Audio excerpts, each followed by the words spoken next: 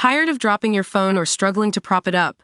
Meet the PopSockets phone grip with expanding kickstand in black, your new must-have accessory. Don't miss out. Grab yours today. Click the link in the video description to shop now on Amazon. Welcome to Watch Club Daily, where we dive into the world of politics and pop culture. Today, we're talking about a rather interesting encounter between Donald Trump and Canadian Prime Minister Mark Carney.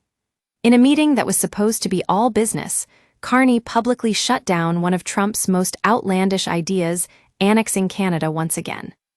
But what's even more fascinating is how Trump reacted to it all. Instead of getting defensive or hostile, he just seemed happy. That's right, folks. The man who has made a career out of being angry and divisive was grinning from ear to ear like a kid in a candy store. So, why did Trump take it so well? According to Seth Meyers, that's because Carney didn't actually tell him what he thought of his idea. In fact, Carney didn't even seem to acknowledge the annexation proposal at all.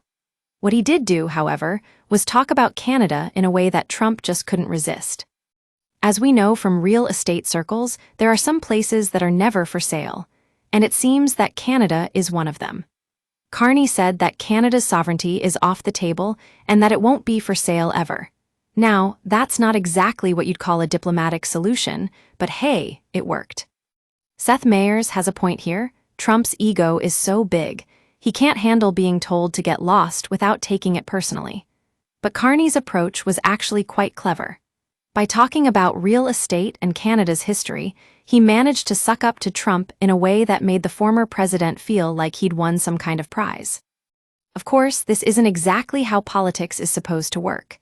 And let's be honest, folks, it's not exactly what you'd call a model of diplomatic relations either. But hey, sometimes you just have to laugh at the absurdity of it all. After all, as Seth Meyers joked, Trump's got one thing going for him. He can turn the most polite country on earth into an enemy in a single tweet.